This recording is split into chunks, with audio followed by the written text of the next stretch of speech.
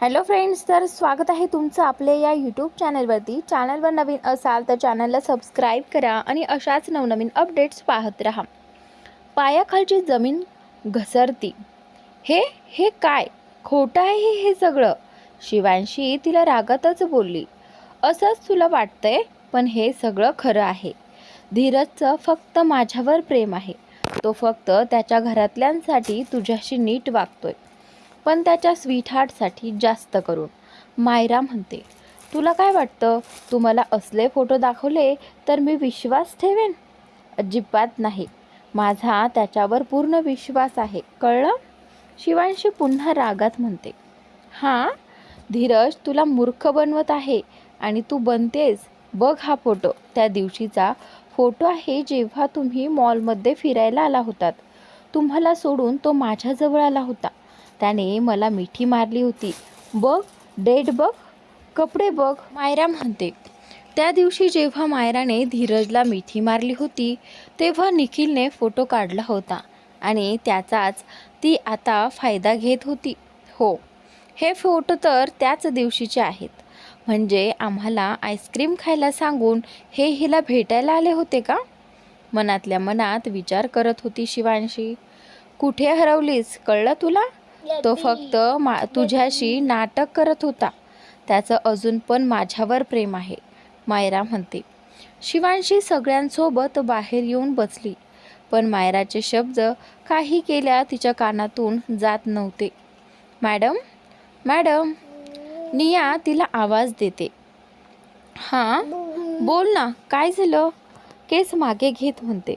ओठांवर जीभ फिरवत बोलली. मॅडम, तुम्ही काही खाणार नाही का? विकी बोलतो. नाही, मला काही नको. तुम्ही सगळे खाऊन घ्या आणि चला निघूया, उशीर होतोय. शिवांशी स्वतःला नॉर्मल करत म्हणाली. सगळ्यांचं लंच झाल्यावर ते हॉटेलमधून निघाले, पण शिवांशीचं लक्ष सतत मागेच होतं. मागे अजून पप्पा. मायरा तिच्या जागेवर बसून शिवांशीकडे पाहत होते. वहिनी, काय झालंय का? अचानक हळू आवाजात रोहित विचारतो. तशी ती दचकते. नाही, काही नाही. शिवांशी वहिनी, काही टेन्शन असेल तर सांग, रोहित म्हणतो. नाही रे, काही टेन्शन नाही. तू जा, तुझ्या फ्रेंड्सकडे एन्जॉय कर, शिवांशी त्याला पाठवत म्हणते. कॉलेजमधली मुलं असल्यामुळे रोहितही फार वेळ तिथे थांबत नाही. इकडे शिवांशीच्या चेहऱ्यावर टेन्शन होतं, तर तिकडे मायराच्या चेहऱ्यावर वेगळी स्माईल होती. धीरज राजपूत, बघूया आता तुझी ही वाईफ तुझ्या लाईफमध्ये राहते का नाही, मायरा म्हणते. दुपारनंतर शिवांशीने हाफ डे घेऊन ती सरळ तिच्या आणि धीरजच्या लग्न झालेल्या पार्वतीच्या मंदिरात गेली. तिथे सावलीखाली असलेल्या बाकड्यावर बसली. मंदिरात भजन सुरू होतं आणि तिथे ऐकत होती. आता मनाला खरं तर शांततेची गरज होती आणि ती इथे आल्यावर मिळत होती. डोळ्यातून पाणी येत होतं आणि मंदिरात चालणाऱ्या भजनाचे शब्द तिच्या मनावर कोरले जात होते. खूप वेळ शांतपणे तिथे बसल्यावर शिवांशीला तिचा निर्णय योग्य वाटतो आणि ती डोळे पुसून काहीतरी मनात ठरवून तिथून निघते. शिवांशी घरी येते तेव्हा जवळपास 7 वाजलेले असतात. घरी येऊन फ्रेश होऊन सर्वात आधी देवघरात जाऊन दिवा लावते. त्यानंतर सगळ्यांच्या आवडीचं जेवण बनवते. 8:30पर्यंत सगळे डिनरसाठी जमले. सगळ्यांसोबत हसत खेळत ती जेवण पूर्ण करते. कोणालाच चेहऱ्यावरून काही समजत नाही की तिच्या मनात काय चालू आहे. सगळ्यांचे हसरे चेहरे बघून शिवांशीचं मन मात्र आतून रडत होतं. रात्री रूममध्ये आल्यावर तिला धीरजचा कॉल येतो. खरं तर कॉल घ्यायचा नव्हता, पण शेवटचं बोलूया म्हणून तिने कॉल उचलला. हॅलो धीरज. हॅलो शिवांशी, काय झालं? तुझा आवाज का असा येतोय? ठीक आहेस ना? धीरज शिवांशीला विचारतो. हो, एकदम ठीक आहे मी. ते झोप आली आहे खूप, त्यामुळे असा आवाज येत असेल. ती काहीतरी कारण सांगून देती. हो का, मग ठीक आहे, झोप तू. असं पण उद्या येणार आहे मी, मग आपल्याला हवे तेवढे बोलूया. धीरज शिवांशीला म्हणतो.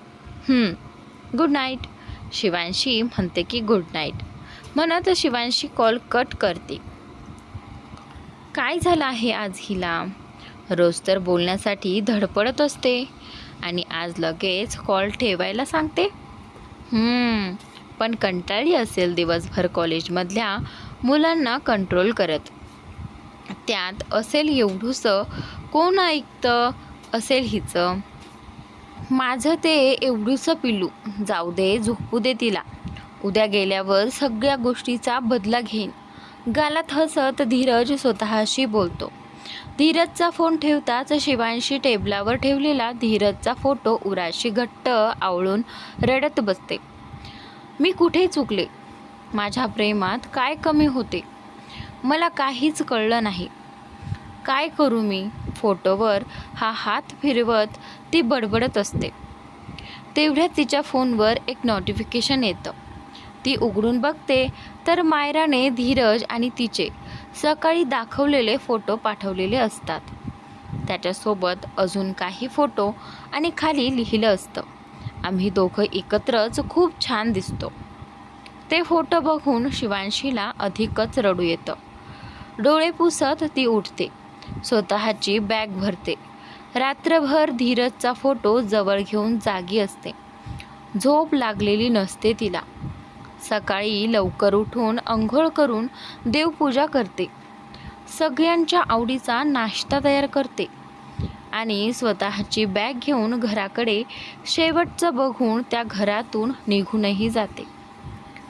7 वाजेपर्यंत सगळे उठतात. सगळ्यांची सकाळ छान असते, पण किती वेळ टिकणार कोणास ठाऊक. सगळे नाश्त्यासाठी गोळा होतात. शिवांशी कुठे आहे? गीताई म्हणतात. सकाळी लवकर उठून सगळ्यांसाठी नाश्ता केला आणि नंतर कुठे गेली माहीत नाही. नीलम म्हणते, हो ना, मला पण दिसली नाही. प्रीती, अरे एवढं काय टेन्शन घेत आहे? रूममध्ये असेल. प्रिया, जा वहिनीला बोलावून आण. धीरज राजपूत म्हणतो. Okay dad. प्रिया लगेचच शिवांशीला बोलवायला तिच्या रूममध्ये जाते. वहिनी, तुला खाली बोलावलंय, पण संपूर्ण रूममध्ये शोधूनही ती सापडत नाही. प्रिया जाण्यासाठी वळते तेव्हा तिला ड्रेसिंग टेबलच्या मिररला चिकटलेली एक चिठ्ठी दिसते. ती घेते आणि वाचते. प्रिया धावत खाली येते. मॉम, डॅड, आजी, काका, काकी. प्रिया जोरात ओरडत असते. काय झालं? अशी का ओरडत आहेस? आणि शिवांशी कुठे आहे? गीताई प्रिया ती चिठ्ठी पुढे करते. गीताई चिठ्ठी वाचतात आणि थेट सोफ्यावर बसतात. एक एक करून सगळे ती चिठ्ठी वाचतात. सगळेच हादरून जातात. तेवढ्यात दारातून आवाज येतो. अरे, तुम्ही सगळे नाश्त्याच्या वेळी इथे काय करता? धीरज म्हणतो. धीरजला समोर पाहताच सगळे अजूनच घाबरतात. काय झालं? तुम्ही असे का उभे आहात? चेहरा का असा केला आहे? आणि शिवांशी कुठे आहे? धीरज सगळीकडे बघत पुढे येतो. धीरज, तू संध्याकाळी येणार होतास ना? देवेंद्र म्हणतो. मला तुम्हाला सगळ्यांनाच सरप्राईज द्यायचं होतं. धीरज म्हणतो. हे काय? धीरज, आलास तू? चार्ली घरात येत बोलतो. हो, आत्ताच आले. धीरज त्याची लॅपटॉप बॅग सोफ्यावर टाकत बोलतो. या सगळ्यांना काय झाले? तुला बघून आनंद दिसायला पाहिजे तर असा का चेहरा पडून आहेत हे? आणि शिवांशी कुठे आहे? चार्ली विचारतो. काय माहिती, मी सुद्धा आल्यापासून विचारतोय शिवांशी कुठे आहे. धीरज म्हणतो. धीरज आणि चार्ली, तुमचे शिवांशीवर काही बोलणे झाले होते का? गीताई, का? हा, काल भेटली होती मला. पण का? आजी, असं का विचारत आहात? चार्ली, काय झालं आहे नक्की सांगा ना. शिवांशी कुठे गेली आहे? धीरज आता घाबरला होता. धीरज तेवढ्यात देवेंद्र त्याच्या पुढे शिवांशीने लिहिलेली चिठ्ठी धरतो. धीरज ती हातात घेऊन वाचू लागतो. जसा जसा तो वाचत जातो तसं तसं त्याच्या डोळ्यात पाणी साचू लागतं. नाही, ती मला नाही सोडून जाणार. ती असं काही करणार नाही. धीरज नकारार्थी मान हलवत बोलतो. काय आहे बघू? चार्ली त्याच्या हातातून घेऊन वाचतो. मी हे घर सोडून जात आहे. माझ्याकडून काही चुकले असल्यास मला माफ करा. मी हे घर सोडून जाण्यामागे यांचा काही संबंध नाही. मी हे घर का सोडत आहे त्याचे कारण मी तुम्हाला सांगू शकत नाही. पण तुम्ही सगळ्यांनी मला जे प्रेम दिलं त्यासाठी मी तुमची खूप आभारी आहे. मला तुमच्या सगळ्यांची खूप आठवण येईल. तुम्ही सगळे माझ्यासाठी खूप महत्त्वाचे आहात. हे माघारी आल्यावर माझ्याबद्दल विचारतील. प्लीज त्यांना सांभाळा आणि शोधण्याचा प्रयत्न करू नका. तुमचीच शिवांशी. शिवांशी असं काही नाही करू शकत. कुठे गेली ती? कसं जाऊ शकते ती चार्ली? हो ना, ती नाही जाऊ शकत. ती रूममध्येच कुठेतरी असणार आहे. मला मुद्दाम त्रास द्यायला लपून बसली असेल. मी शोधतो तिला. धीरज बोलून तिला शोधायला वर जातो. शिवांशी, शिवांशी कुठे आहेस तू? शिवांशी, हे बघ, मला आत्ताच्या आत्ता तू इथे हवी आहेस. बाद झालं ही नाटकं. मला रागाला आणू नकोस. धीरज पूर्ण रूममध्ये तिला शोधत बडबडत असतो. रोहित, जा, त्याला सांभाळ. शिवांशी नाही. घरी असती तर आधीच खाली आली असती. गीताई रडत बोलतात. तसं रोहित धीरज जवळ जातो. शिवांशी गेली कुठे पण. ती इतकी इरिस्पॉन्सिबल नाही. चार्ली, आपण यावर नंतर बोलू. आधी जाऊन तू धीरजला खाली घेऊन ये, देवेंद्र म्हणतो. बघतो तर धीरज अजूनही तिला आवाज देत वरच्या सगळ्या रूम्स शोधतोय. चार्ली म्हणतो. लगेच त्याच्या जवळ जातो. धीरज चल खाली, आपण नंतर बघूया. चार्ली त्याला घेऊन खाली येतो. चार्ली, ती अशी कशी जाऊ शकते? तू सांग ना तिला मला नको सोडून जायला. आता तर मी तिच्यावर प्रेमसुद्धा करतोय. तुला माहिती आहे ना मी तिला प्रपोज करणार आहे ते. बरोबर खाली येताना बोलतो धीरज इथे बस, आपण बोलू यावर. शिवांशी गेली आहे म्हणजे नक्की काहीतरी मोठं झालं असेल. तू बस इथे, आपण जरा शांत बसून विचार करूया. चार्ली त्याला खाली बसवत बोलतो. हो, बरोबर बोलतोयस तू. ती अशी जाणारी नाहीये. नक्की काहीतरी झालं असेल. पण काय झालं असतं असं की ती का गेली? धीरज पण बोलतो. धीरज, तुझं आणि तिचं काही बोलणं झालं होतं का? तू काही बोललास का तिला? देवेंद्र विचारतात. नाही, मी तिला काही बोललो नाही. उलट काल तर आमचं जास्त बोलणंही झालं नाही. धीरज विचार करत बोलतो. मग काय झालं तिला? असं कसं अचानक जाऊ शकते ती? सुद्धा कोणी काही बोललं नाही तिला. मग काय झालं तिला अचानक? त्यांच्या लग्नाचा वाढदिवस जवळ आला आहे आणि ती सोडून गेली. गीताई हळूहळू बोलतात. तर असं काही नाही आजी. उलट ॲनिव्हर्सरीला त्याला गिफ्ट देण्यासाठी त्या दिवशी आम्हा सगळ्यांनाच घेऊन मॉलमध्ये गेली होती. उलट ती किती एक्सायटेड झाली होती. नक्की काहीतरी झालं असेल. चार्ली त्या सगळ्यांना सांगत असतो. थांब, मी तिला कॉल करतो. धीरज लगेच तिला कॉल करतो. काय झालं? सगळेच टेन्शनमध्ये विचारतात. स्विच ऑफ येत आहे तिचा फोन. धीरज वैतागत केसात हात फिरवत बोलतो. हे बघा, शिवांशी गेली आहे म्हणजे नक्की काहीतरी कारण असेल. ती खूप समजदार मुलगी आहे, महेंद्र म्हणतात. हो, शिवांशी असं काही करणार नाही. तुम्ही एक काम करा, तिच्या घरी फोन करून विचारा ना ती तिकडे गेली आहे का? नीलम त्या सगळ्यांना म्हणते. हो ना, आता बाकीचा विचार नंतर करूयात. ती कुठे आहे ते शोधा. ती सापडल्यावर आपल्याला बाकीचे उत्तरं मिळतील. प्रीती म्हणते. मी आत्याला फोन करतो. चार्ली लगेचच फोन लावतो. हॅलो आत्या, चार्ली बोलतोय. हा चार्ली बोल ना, आज कशी आठवण आली? निर्मला चार्लीला म्हणते. आत्या, ते कसं चाललं आहे? घरी सगळे ठीक आहेत ना? चार्ली म्हणतो. हो रे, सगळं ठीक आहे. तू कसा आहेस? कधी येतोयस? निर्मला म्हणते. हो, लवकर येतोय. ते शिवांशी बरोबर काही बोलणं झालं का तुझं? चार्ली म्हणतो. नाही रे, तिला वेळच नाही आहे. फोन केला तरी थोडंफार बोलते आणि लगेच ठेवते. तुझं झालं का काही बोलणं? तिला इकडे बोलव ना काही दिवस, निर्मला म्हणते. हो आत्या, सांगतो तिला. बरं, आता ठेवतो फोन, मला एक कॉल येतोय. चार्ली फोन ठेवतो. शिवांशी आत्याकडे गेली नाही. चार्ली, असं का एका जागेवर बसून काही होणार नाही. आपल्याला तिला शोधायला बाहेर जावं लागेल. धीरज बोलून बाहेर जातो. त्याच्या मागे चार्ली, देवेंद्र, महेंद्र आणि रोहितसुद्धा जातात. चार्ली, तू धीरज बरोबर जा, त्याला तुझी गरज आहे. आम्ही दुसरीकडे जातो शोधायला, देवेंद्र म्हणतात. हो चालेल काका. चार्ली लगेच धीरज बरोबर जातो. हॅलो गुरु, शिवांशीचा नंबर ट्रेस कर, तिची लास्ट लोकेशन सांग, धीरज म्हणतो. Yes sir. गुरु लगेच कॉल ठेवतो.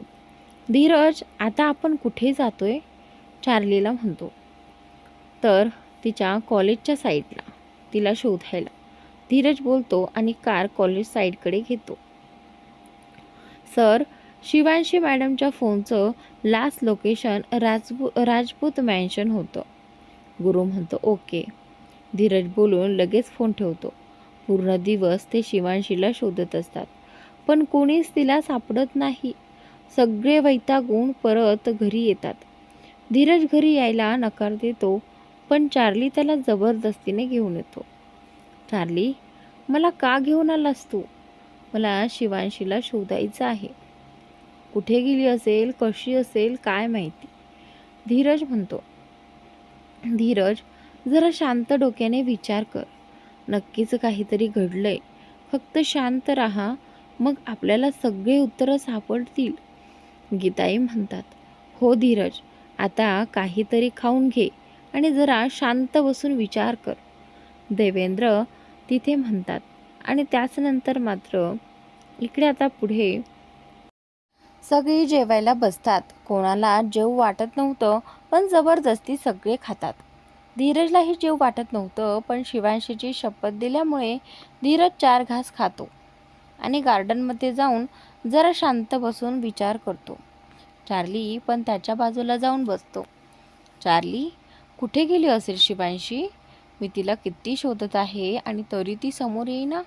तिला मी नको आहे का? तिचं माझ्यावर प्रेम नाही आहे का? असं म्हणतो धीरज डोळ्यात पाणी आणून. धीरज, असं काही नाही रे, तू नको एवढा विचार करू. खरंच नक्की काहीतरी झालं असेल, त्यामुळे ती गेली असेल. आपण शोधूया ना तिला. शिवांशीचं सुद्धा तुझ्यावर प्रेम आहे, खरं सांगतो मी. तू नको या सगळ्या गोष्टींकडे लक्ष देऊ.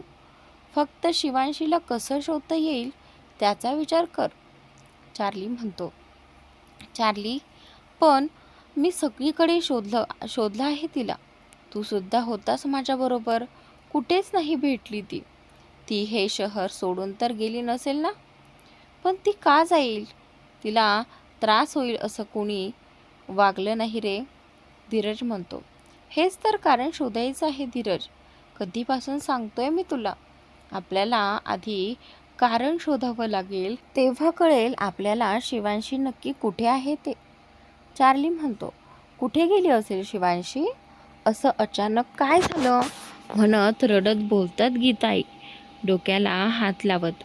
आई, अहो तुम्ही शांत राहा. असं रडून काही होणार नाही, नीलम म्हणते. आई, अगं शांत हो. शिवांशी सापडेल आपल्याला. फक्त तुम्ही सगळी शांत राहा, देवेंद्र म्हणतात. हो आई, तू शांत राहा. तिकडे धीरज तुटला आहे. तुला बघू का त्या धीरजला बघू, महेंद्र म्हणतात. तुम्ही दोघं पण शांत असा. चिडून काही होणार नाही. आणि आईंना धीरजची काळजी वाटते म्हणून त्या अशा बोलत आहेत. आता सगळे जाऊन झोपा.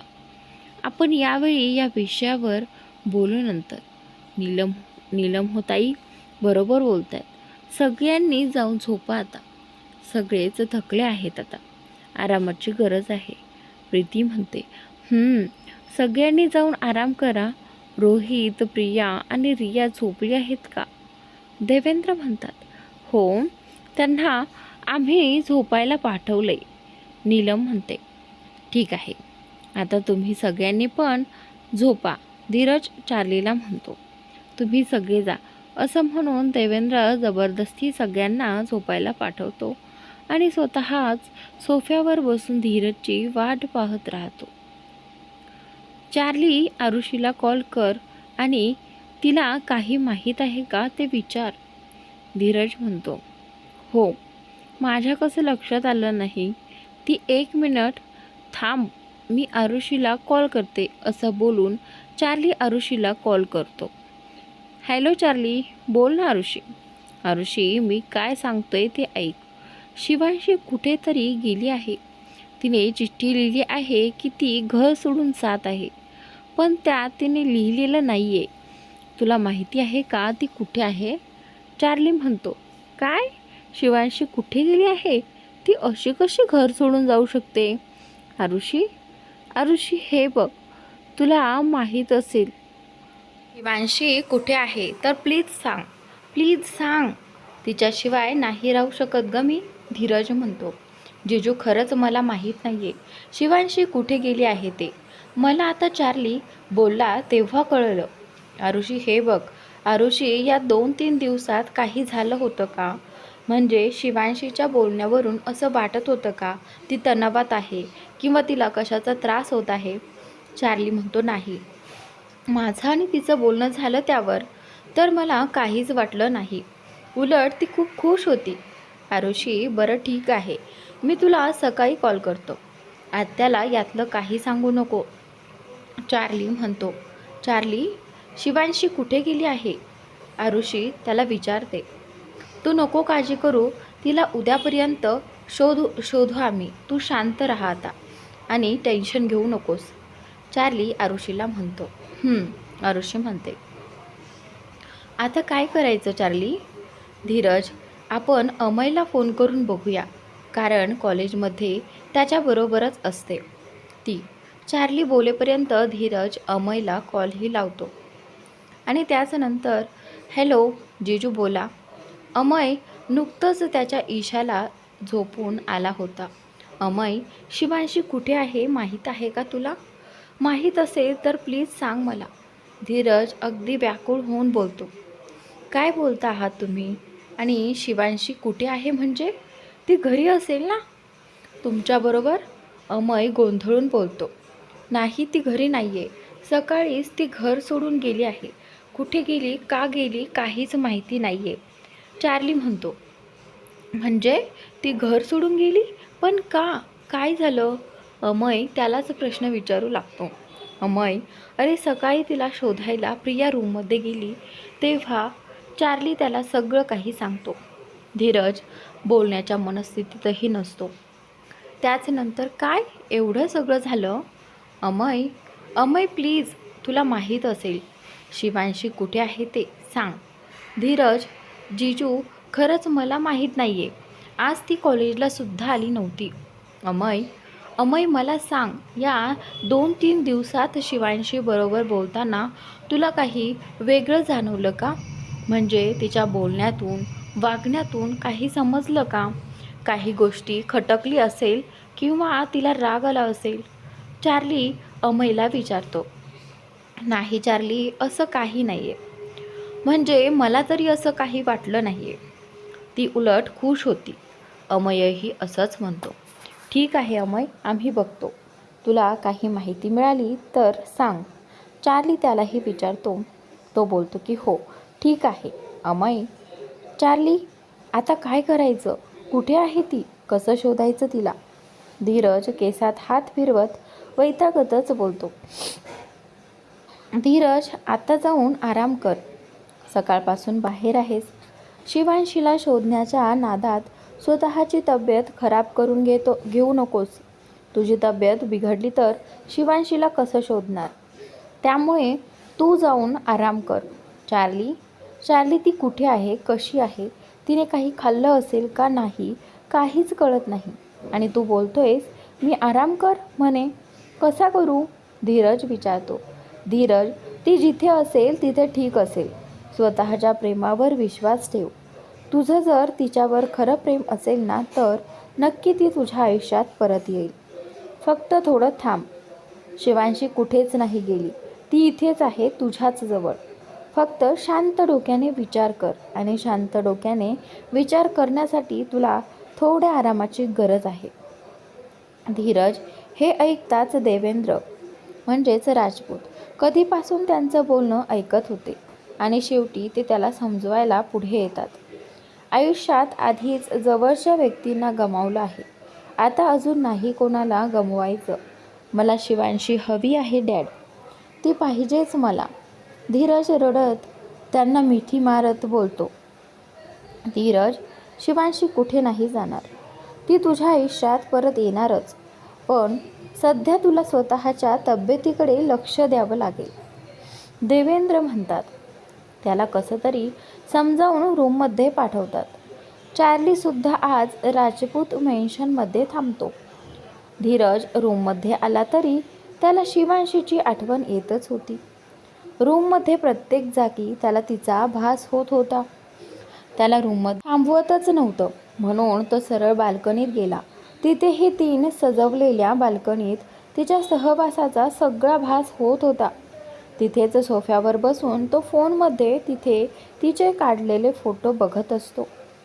धीरज आकाशातील चंद्राकडे बघत मनापासून बोलतो. शिवांशी जिथे कुठे असशील तिथून प्लीज लवकर माझ्या जवळ ये. मला खूप आठवण येत आहे तुझी. नाही राहू शकत तुझ्याशिवाय. प्लीज लवकर माझ्या जवळ ये. धीरज शिवांशीशी बोलत असतो. इकडे अंगणात उभी राहून चंद्र बघणाऱ्या शिवांशीला धीरजची मनापासून घातलेली साद ऐकू येते आणि तिच्या डोळ्यात पाणी येतं. आणि त्याच नंतर मला माहीत आहे तुम्हाला माझी खूप आठवण येते. तुम्ही नाही राहू शकत माझ्याशिवाय. पण माझ्याकडे दुसरा कोणताही पर्याय नाही. प्लीज मला माफ करा. असं बोलून शिवांशी रडत त्या चंद्राकडे बघते. शिवांशी, मला माहीत नाहीस तू कोणत्या कारणासाठी मला सोडून गेली आहेस. पण काही झालं तरी मी तुला माझ्याजवळ घेऊन येणार आहे. फक्त आजची रात्र माझ्याशिवाय काढ. उद्या तू माझ्या मिठीत असशील. धीरज इथे चंद्राकडे पाहून बोलत असतो. धीरज, मला माहिती आहे तुम्ही काही करून मला शोधणार आहात. पण प्लीज धीरज, तुम्ही तुमच्या आयुष्यात पुढे जा. माझा विचार करणं सोडून द्या. शिवांशी म्हणत असते. थोडा वेळ दोघंही चंद्राकडे बघत एकमेकांबद्दल मनात बोलतात आणि नंतर डोळे जड होऊ लागल्याने दोघंही झोपायला जातात. सकाळी सूर्य डोक्यावर आल्याने धीरजला जाग येते. तो उठून आजूबाजूला बघतो तर तो बाहेर बाल्कनीमध्ये असतो. सोफ्यावर झोपल्यामुळे त्याचे अंग अवघडले होते.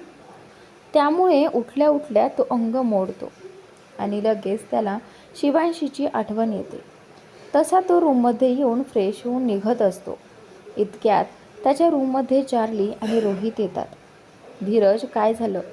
तुम्ही दोघं पण इथे काय करतायत?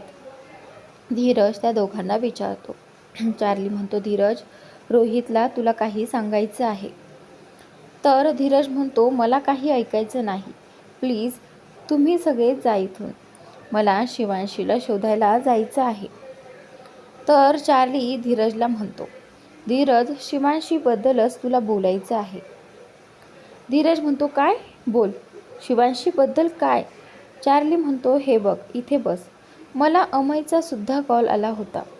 तुझा कॉल लागत नव्हता म्हणून त्याने मला कॉल केला. धीरज सोफ्यावर बसतो. धीरज म्हणतो, काय बोलला तो? त्यानंतर चार्ली म्हणतो, परवा शिवांशी कॉलेजच्या मुलांना घेऊन एका प्रोजेक्टसाठी बाहेर गेली होती. तिकडून आल्यापासून ती खूप टेन्शनमध्ये होती. अमयने विचारलं पण तिने काही नाही असं सांगून स्वतःचं काम करत राहिली. धीरज म्हणतो, काय झालं होतं नक्की असं वागायला, कारण काय? चार्ली म्हणतो, हो ते तुला रोहित सांगेल. चार्ली रोहितकडे इशारा करतो. धीरज म्हणतो, रोहित काय झालं सगळं नीट सांग. विश्वासात घेऊन रोहित म्हणतो, भाई त्या दिवशी आम्ही जेव्हा प्रोजेक्टसाठी बाहेर गेलो होतो तेव्हा आमच्याबरोबर बहिणीसुद्धा होत्या. परतताना एका हॉटेलमध्ये गेलो होतो. तिथे वहिनी वॉशरूममध्ये गेल्या आणि परत आल्या तेव्हा त्यांचा मूड ऑफ होता. त्यांनी काही खाल्लंही नाही. सगळ्यांनी फोर्स केलं तरी त्या नाही बोलल्या. धीरज म्हणतो, पण असं काय झालं होतं? काही सांगितलं नाही का? तर त्यानंतर रोहित म्हणतो, नाही, पण तेव्हा वॉशरूममधून बाहेर येताना त्यांच्या मागे एक स्कार्फ बांधलेली मुलगी बाहेर आली होती. बहिणी सारख्या वळून वळून तिला बघत होत्या आणि ती मुलगी पण वहिनीकडे बघत होती. तर आता धीरज म्हणतो, कोण होती ती मुलगी? त्यानंतर चार्ली म्हणतो, माहीत नाही, पण आपल्याला त्या हॉटेलमध्ये जाऊन बघावं लागेल. धीरज म्हणतो, कोणतं हॉटेल? रोहित म्हणतो, रेडॉक्स हॉटेल. धीरज म्हणतो, आपलंच हॉटेल आहे ते. मी गुरुला फुटेज काढायला सांगतो. धीरज फोन करतो आणि त्यानंतर मात्र धीरज फोन करून गुरुला बोलतो की हॅलो गुरु. हां सर बोला. गुरु बोलतो. धीरज म्हणतो, रेडॉक्स हॉटेलमधलं परवाचं CCTV फुटेज पाहिजे आहे. गुरु म्हणतो, ओके सर, थोड्याच वेळात मेल करतो. आणि त्यानंतर धीरज म्हणतो, नाही, आपल्याकडे वेळ नाही आहे, मी निघतोय, तू पण तिकडे ये. तर त्यानंतर गुरु म्हणतो, ओके सर. त्यानंतर चार्ली म्हणतो, आपल्याला आत्ता तिकडे जावंच लागेल, काहीतरी कळेल. धीरज म्हणतो, चल. असं म्हणत आता धीरज आणि चार्ली रूमच्या बाहेर येतात. लिव्हिंग एरियात सगळे आधीच हजर असतात. गीताई म्हणते, धीरज कुठं चाललास? धीरज म्हणतो, स्वीटहार्ट, मी शिवांशीला शोधायला जातोय, आपण नंतर बोलू. धीरज गडबडीतच सांगतो. मित्रांनो, आपण या चॅनलवरती नवीन स्टोरी, रोमॅन्टिक स्टोरी, सुंदर अशी गोड स्टोरी घेऊन येणार आहोत. तर मित्रांनो, तुम्हाला नक्कीच आवडेल आणि तुम्ही नक्कीच पहा आणि चॅनलला सबस्क्राईब करा.